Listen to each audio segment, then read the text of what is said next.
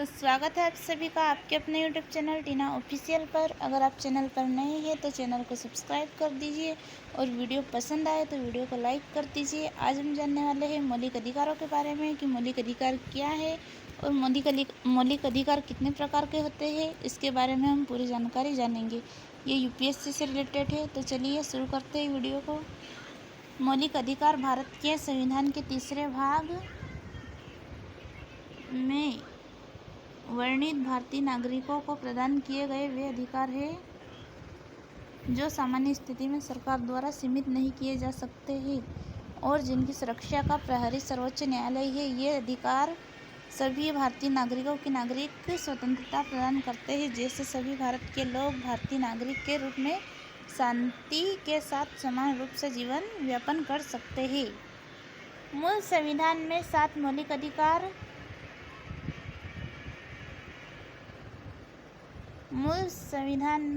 मौलिक अधिकार थे, परंतु वर्तमान में 6 ही मौलिक अधिकार है। संविधान के भाग 3 में सन्निहित अनुच्छेद 12 से 35 मौलिक अधिकारों के संबंध में है, जिसे संयुक्त राज्य अमेरिका के संविधान से लिया गया है। ये बात याद रखने योग्य है कि हमारा भारत के मौलिक अधिकारों को संयुक्त राज्य अमेरिका के संविधान से लिया गया है। मौलिक अधिकार सरकार को व्यक्तिगत स्वतंत्रता का अतिक्रमण करने से रोकने के साथ नागरिकों के अधिकार की समाज द्वारा अतिक्रमण से रक्षा करने का दायित्व भी राज्य पर डालते हैं। संविधान द्वारा मूल रूप से 7 मूल अधिकार प्रदान किए गए थे: समानता का अधिकार, स्वतंत्रता का अधिकार, शोषण के विरुद्ध अधिकार, धर्म, संस्कृति एवं शिक्षा की स्वतंत्रता का अधिकार, संपत्ति का अधिकार तथा संवैधानिक उपचारों का अधिकार। हालांकि संपत्ति के अधिकार को 1978 में 44वें संशोधन द्वारा संविधान के तृतीय भाग से हटा दिया गया था।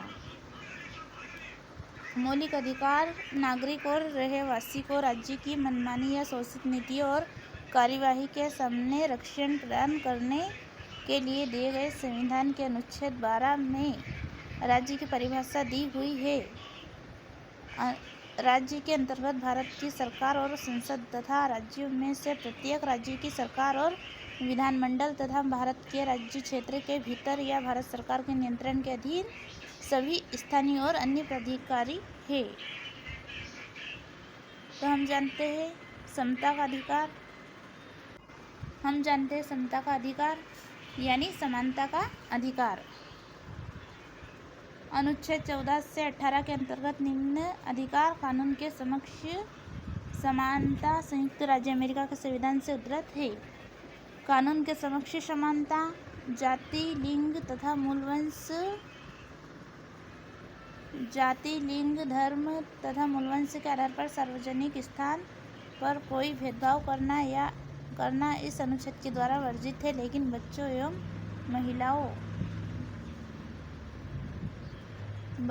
महिलाओं को विशेष संरक्षण का प्रावधान है। सार्वजनिक नियोजन में अवसर की समानता प्रत्येक नागरिक को प्राप्त है, परंतु अगर सरकार जरूरी समझे तो उन वर्गों के लिए आरक्षण का प्रावधान कर सकती है जिनका राज्य की सेवा में प्रतिनिधित्व कम है। इस अनुच्छेद के द्वारा अस्पृश्यता का अंत किया गया है। अस्पृश्यता का आचरण कर्ता को 500 जुर्माना अथवा 6 महीने की कैद का प्रावधान है। यहाँ प्रावधान भारतीय संसद अधिनियम 1955 द्वारा जोड़ा गया है।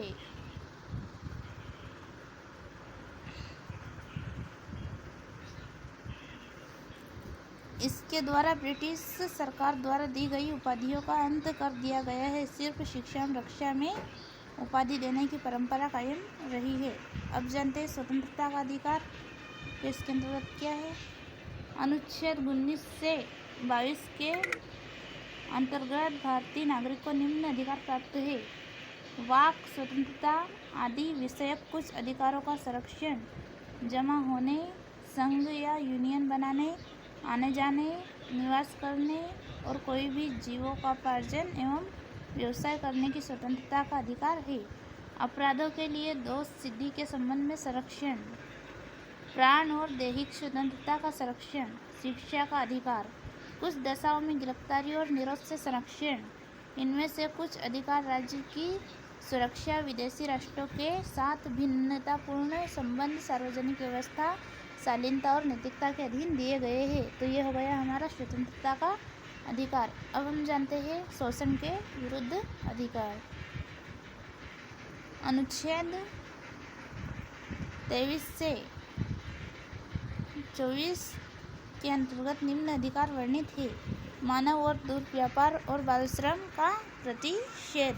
कारखानों आदि में 14 वर्ष तक बालकों के नियोजन का प्रतिषेध, यानी कारखानों में 14 वर्ष से कम उम्र के बच्चों का काम करने पर प्रतिषेध यानी मना किया गया है। किसी भी प्रकार का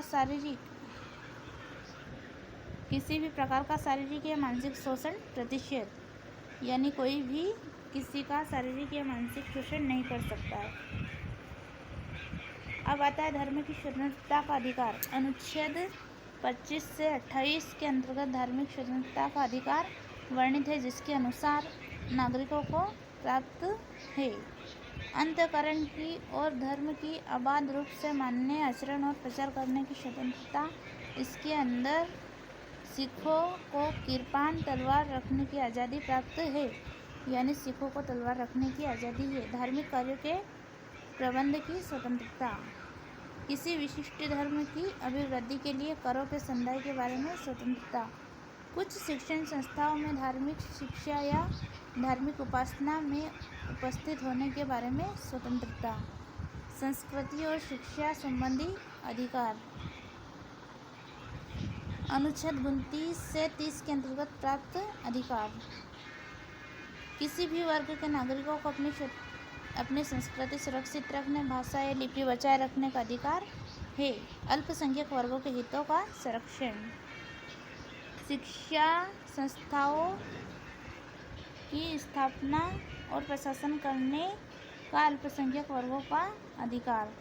कुछ विधियों की व्यावृत्ति। अनुच्छेद 32 के अनुसार कुछ विधियों के व्यावृत्ति का प्रावधान किया गया है। संपदाओं आदि के अर्जन के लिए बंद करने वाली विधियों की व्यावृत्ति। कुछ अधिनियम और विनियमों का विधि मान्यीकरण। कुछ निदेशक तत्वों को प्रभावित करने वाली विधियों की व्यावृत्ति। संवैधानिक उपचारों का अधिकार। अब आता है हमारा संवैधानिक उपचारों का अधिकार। डॉक्टर भीमराव अंबेडकर जी ने संविधान उपचारों के अधिकार अनुच्छेद 32 से 35 को संविधान का हृदय और आत्मा की संज्ञा दी थी। संवैधानिक उपचार के अधिकार के अंतर्गत 5 प्रकार के प्रावधान है। तो आइए जानते हैं 5 प्रकार के प्रावधान कौन से। पहला है बंदी प्रत्यक्षीकरण। बंदी प्रत्यक्षीकरण द्वारा किसी भी गिरफ्तार व्यक्ति को न्यायालय के सामने प्रस्तुत किए जाने का आदेश जारी किया जाता है। यदि गिरफ्तारी का तरीका या कारण गैरकानूनी या संतोषजनक न हो तो न्यायालय व्यक्ति को छोड़ने का आदेश जारी कर सकता है। अब जानते हैं दूसरा परमादेश। यहाँ आदेश उन परिस्थितियों में जारी किया जाता है जब न्यायालय को लगता है कि कोई सार्वजनिक पदाधिकारी अपने कानूनी और संवैधानिक कर्तव्यों का पालन नहीं कर रहा है और इससे किसी व्यक्ति का मौलिक अधिकार प्रभावित हो रहा है। तीसरा आता है निषेधाज्ञा।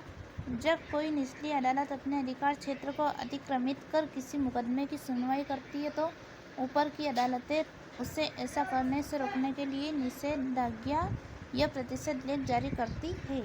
चौथा आता है अधिकार प्रक्षा। जब न्यायालय को लगता है कि कोई व्यक्ति ऐसे पद पर नियुक्त हो गया जिस पर उसका कोई कानूनी अधिकार नहीं है, तब न्यायालय अधिकार प्रक्षा आदेश जारी कर व्यक्ति को उस पद पर कार्य करने से रोक देता है। अब पांचवा आता है उत्प्रेषण रीट। जब कोई निचली अदालत या सरकारी अधिकारी बिना अधिकार के कोई कार्य करता है तो न्यायालय उसके समक्ष विचाराधीन मामले को उससे लेकर उत्प्रेषण द्वारा उसे ऊपर की अदालत या सक्षम अधिकारी को हस्तांतरित कर देता है। तो ये हो गए हमारे 6 मौलिक अधिकार और उनके बारे में पूरी जानकारी। तो वीडियो पसंद आए तो वीडियो को लाइक कर दीजिए और वीडियो पूरा ज़रूर देखिए, क्योंकि आप फालतू चीज़ बहुत अच्छी तरीके से देखते हैं और पढ़ाई के बारे में वीडियो आप बिल्कुल भी नहीं देखते हैं, पूरा बस टच करके चले जाते हैं। तो वीडियो को पूरा देखिए और वीडियो पसंद आए तो वीडियो को लाइक कर दीजिए और चैनल को सब्सक्राइब ज़रूर कर लीजिए, इससे हमें मोटिवेशन मिलता है। थैंक्स।